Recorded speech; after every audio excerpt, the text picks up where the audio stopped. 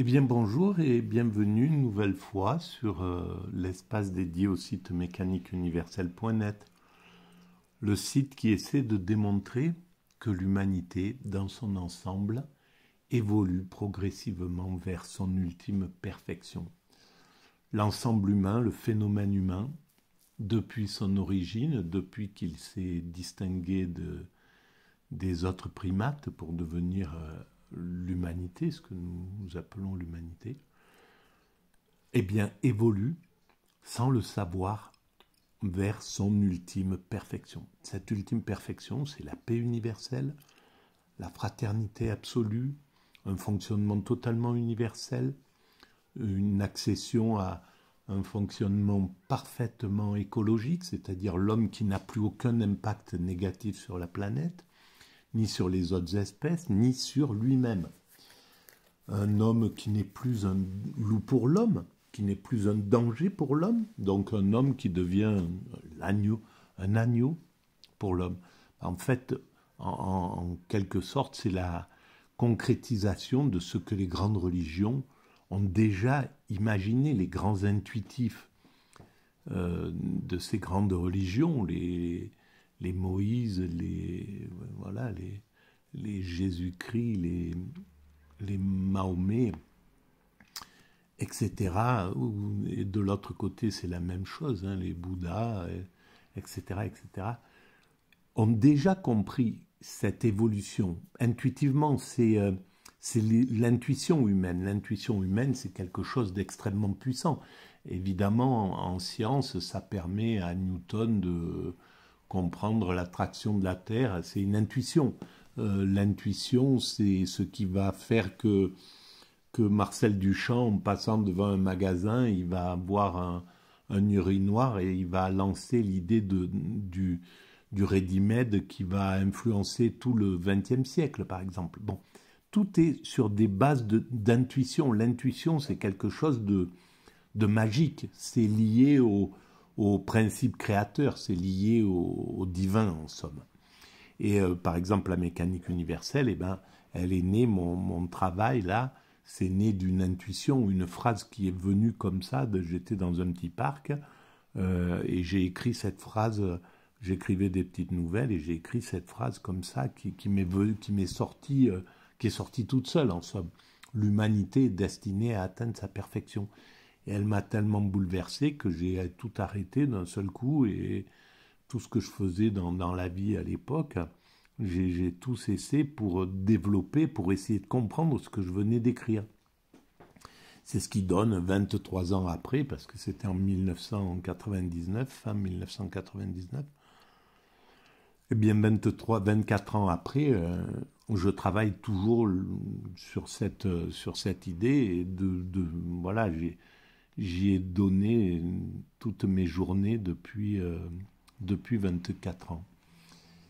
Et donc, on va vers cette ultime perfection et on l'ignore. On ignore le travail qu'on réalise. On ignore que tout ce qu'on fait conduit, tout ce que chaque être humain fait actuellement, aujourd'hui, sur la planète, nous sommes 8 milliards, chaque être humain, toutes les actions qu'il fait, travaillent à l'évolution de l'humanité vers sa perfection.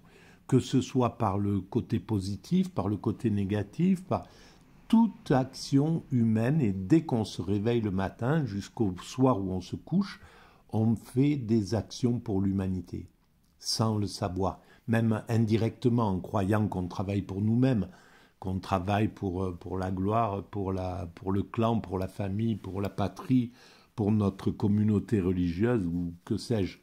Eh bien, en réalité, on travaille tous pour une seule chose qui est la perfection de l'humanité. C'est l'humanité qui donne du sens à tout ce que nous sommes et à l'être humain.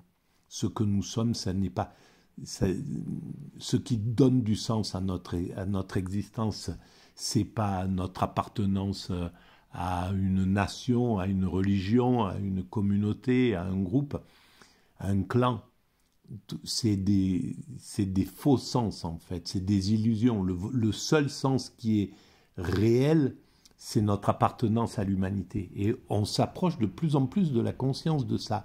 Les enfants commencent à avoir une vision universelle. Et dans 100 ans ou dans 200 ans, ça sera complètement... voilà, ça sera entièrement rentré dans les mœurs. Ça sera aussi naturel que pour nous de nous dire français ou de nous dire grec ou chrétien ou musulman ou juif ou bouddhiste ou voilà, ou chinois. Donc on va vers ça. Et alors, ce mécanisme, eh ben, il est déjà présent dans l'aventure de la vie. Chaque espèce, intuitivement, sans le savoir aussi, cherche à atteindre sa perfection. C'est une autre perfection que celle que les humains cherchent à atteindre, pour la plupart. C'est voilà, la perfection dans le camouflage, dans la rapidité, pour les primates, c'est des perfections sociales, etc., et d'organisation de vie. Ou pour les oiseaux, c'est le développement le plus beau fuselage, etc. Et ça va prendre des milliers d'années, des millions d'années pour atteindre cet état de perfection. Mais intuitivement, chaque espèce cherche à atteindre sa perfection. C'est valable pour le ver de terre, pour le moucheron, et pour l'humanité. Sauf que pour l'humanité, il y a cette dimension complètement curieuse, étrange, qui fait que nous allons vers cette perfection spirituelle, en fait. Quand je dis nous évoluons vers la perfection technique, c'est-à-dire la paix universelle, etc., la perfection sociale, la perfection écologique, etc., etc. Mais ça, c'est juste l'écrin. La véritable perfection qui est poursuivie, c'est l'accession à l'extase. Et l'extase, qu'est-ce que c'est ? C'est le plus haut degré de bonheur. C'est le bonheur suprême, en somme. C'est l'état de plénitude, de sérénité absolue, de tranquillité totale. Eh bien, c'est ce que nous cherchons inconsciemment à atteindre. Et nous y arriverons dans quelques siècles. On est pratiquement à la porte de cette perfection. Il nous faudra encore quelques siècles d'évolution. Il va falloir qu'on se castagne encore un peu, qu'on règle des agressivités, qu'on épuise des méchancetés mutuelles, des haines, etc., etc., évidemment. Mais, quoi qu'il arrive, on atteindra cet état-là. Voilà, ça c'est ma conviction. Parce que la violence, malgré tout, on en sort toujours gagnant. L'humanité en sort toujours gagnant, même si aujourd'hui, on est devant une possibilité d'extinction humaine, quasiment. Je ne crois pas d'extinction, mais d'une possibilité de nous faire vraiment, d'avoir un gros impact à travers une guerre nucléaire, par exemple. Mais l'humanité ne serait pas exterminée, ça ne serait pas la fin de l'humanité. Mais simplement, j'y crois pas, hein, franchement. Je ne vois pas pourquoi l'humanité aurait évolué toute cette traversée des épisodes hallucinants de guerre, justement, de virus qui ont anéanti des millions de populations pour arriver à chuter au dernier moment. Et à chaque fois, ces grands cataclysmes ont permis à l'humanité de progresser également. Malheureusement, c'est ça qui est paradoxal, c'est que comme nous ne savons pas encore évoluer à travers la conscience de façon bienveillante, par l'entraide, par le partage du leadership, si les Chinois, les Américains, les Russes, les Africains, les Asiatiques, les Européens décidaient vraiment, c'est bon, on arrête nos conneries, de se bagarrer sur cette planète perdue au milieu de l'univers, c'est complètement absurde, c'est complètement con. Si nos dominants, mais c'est les plus idiots dans l'humanité, les dominants, c'est les plus bourrins, en somme, les plus C'est pour ça que c'est eux qui déclenchent les guerres, parce ils sont têtus, bornés. Alors, c'est des qualités, ça leur permet de devenir des leaders. Mais ils ont tous les défauts du leader. Ils sont bêtes, ils sont plus idiots que le peuple qui, par essence, est beaucoup plus souple, beaucoup plus malléable. Il accepte qu'on le dépouille, il s'en fout. C'est pas grave. Il rebondit, il repart. Il a une capacité de bienveillance, d'entraide déjà naturelle dans le peuple. Et c'est pourquoi on évolue vers la démocratie, c'est-à-dire la souveraineté du peuple, les valeurs du peuple qui vont devenir souveraines. Pour l'instant, on est encore dans une aristocratie, hein, sauf que Macron, c'est le nouveau aristocrate pour nous, ou Biden et sa famille et son clan et tous ceux qui dominent voilà, là, aux États-Unis. On est dans une aristocratie, il ne faut pas se leurrer, évidemment. Et c'est pour ça qu'il y a tant de dangers. Parce que si c'était le peuple, si on était dans une démocratie et qu'on interrogeait le peuple, un peuple véritablement bien informé sur ce qui se passe, par exemple, entre l'Ukraine et les Russes, entre les Russes et les Américains, en somme, entre les Russes et les Occidentaux, ou entre les BRICS et les Occidentaux. Eh bien, si le peuple était bien informé comme ça devrait être dans une démocratie, et qu'on l'interrogeait, est-ce que vous voulez faire la guerre, ben, 99% diraient non. Il y aurait peut-être 10% du peuple, ou 1% ou 10% du peuple qui est un peu belliqueux et qui dirait oui, on y va, etc. Mais la plupart des gens sont intelligents maintenant et savent très bien que c'est le peuple qui morfle dans les guerres, c'est pas les dominants, ou très peu, en gros. Voilà, mais donc nous allons vers cela. Et alors, ce niveau de accéder à ce plus haut degré de l'évolution, c'est-à-dire cet état de perfection, eh bien, c'est atteindre l'extase. L'extase, c'est le plus haut degré de bonheur, c'est le bonheur absolu en somme. Le souverain bien dont parlent les Grecs, c'est la joie dont parle Spinoza, ou la béatitude, c'est l'éveil dont parlent les philosophies asiatiques, le samadhi, voilà. Bon, bref, toutes les grandes cultures ont compris déjà ce que c'était que cet état de perfection. Voilà. Et donc, pour m'appuyer un peu sur des ouvrages comme ça que je découvre, ben, par exemple ce bouquin-là, je l'ai trouvé dans une poubelle, à vrai dire. Et donc, je m'appuie sur des ouvrages comme ça. Je les ouvre, j'ai vu le bonheur, je l'ai pris. C'est comme ça que je fonctionne, en fait. Je l'ai pas lu, hein, mais par contre, je l'utilise pour pouvoir réfléchir, pour pouvoir démontrer cette théorie. Alors, eh ben, on est sur le bonheur et le premier chapitre, c'est le bonheur introuvable. Donc, eh ben, je vais lire juste cette petite partie-là. Voilà bien la preuve de la folie des hommes. Chacun cherche le bonheur, mais se trompe si facilement sur son compte qu'on le prend pour son contraire lui-même, et réciproquement. Voilà, ben c'est tout à fait ça. Par exemple, là, actuellement, on est dans un moment où le marché, le système du marché, ce qui a pris le pouvoir, l'ultralibéralisme, le néolibéralisme, nous fait croire que le bonheur, c'est en réalité ce que les grandes spiritualités appelleraient le malheur, c'est-à-dire la possession, le pouvoir, l'obéissance à nos pulsions, le narcissisme, l'égocentrisme, voilà, enfin, toutes ces valeurs que les grandes spiritualités depuis 5 ou 6 000 ans s'acharnent à dire écartez-vous de ces valeurs-là, le bonheur n'est pas là-dedans. Eh bien, le marché, c'est ce qui nous demande de suivre.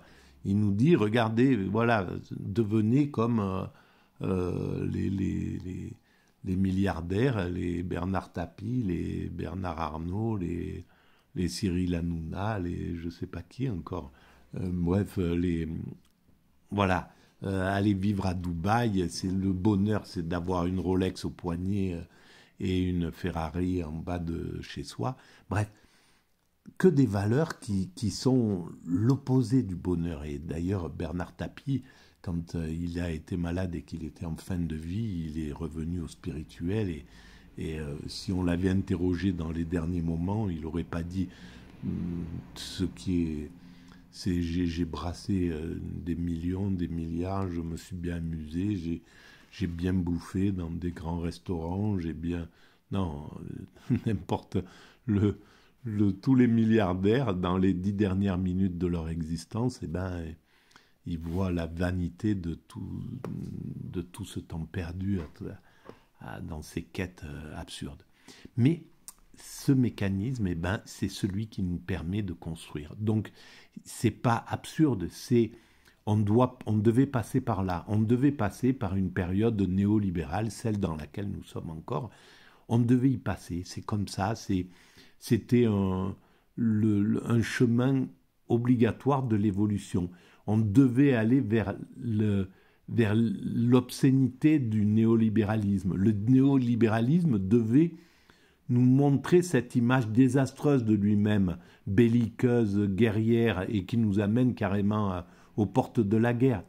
Et c'est les néolibéraux qui sont au pouvoir, les chefs d'État de l'Europe, l'OTAN, l'Amérique, c'est des néolibéraux qui sont à la manœuvre.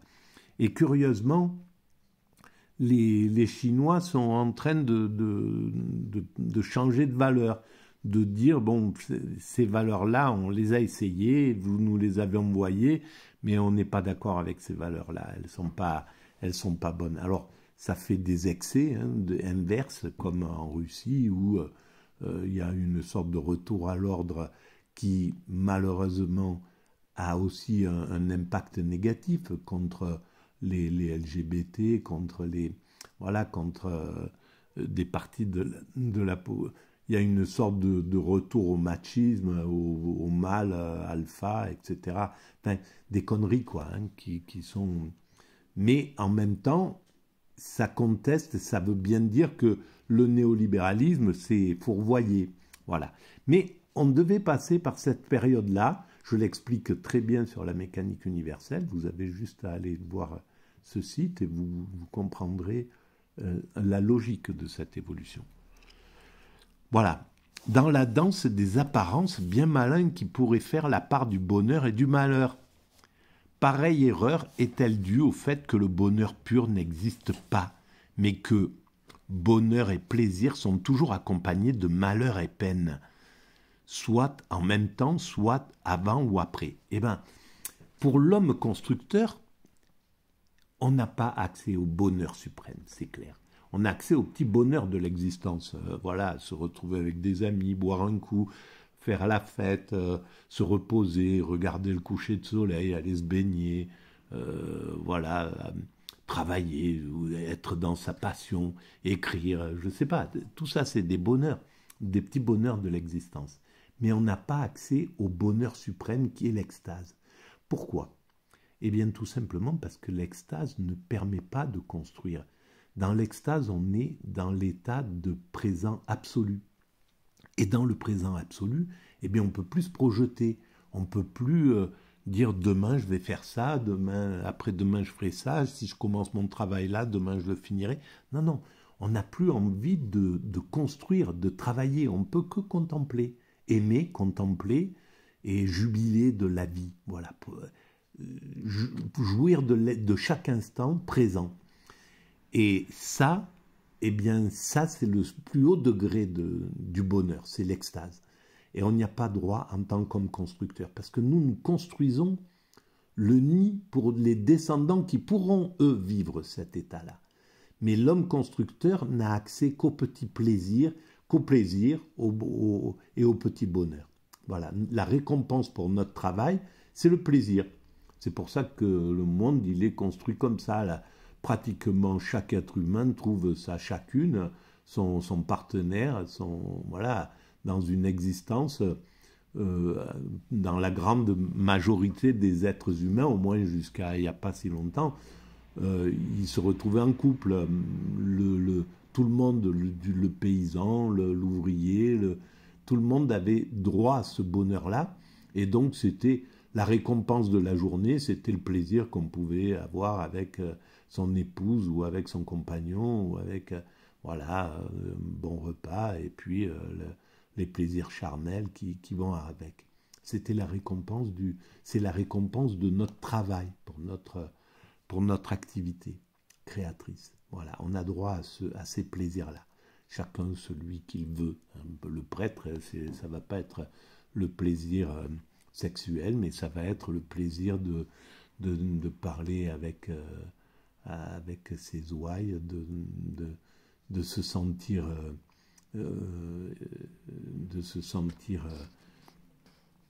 efficace auprès des gens. Voilà, bref, chacun va avoir ce droit à son bonheur, à ses petits bonheurs, à ses petits plaisirs.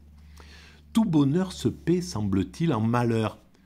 Ou bien plutôt, mais là c'est parce qu'on n'est pas encore bien organisé dans l'existence. Parce que quand on aura un peu compris, c'est-à-dire dans quelques décennies, que le bonheur c'est pas ça et qu'on peut donner à ces 8 milliards d'êtres humains, à chaque être humain qui arrive sur cette terre, on peut maintenant lui fournir de quoi être heureux, tout simplement.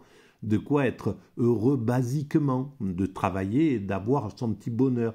C'est-à-dire de ne pas souffrir de la faim, d'avoir tout ce qu'il lui faut pour se nourrir, se vêtir, avoir un toit, avoir les moyens de progresser dans l'existence, de donner un peu mieux à ses enfants, d'éduquer ses enfants, de les enseigner.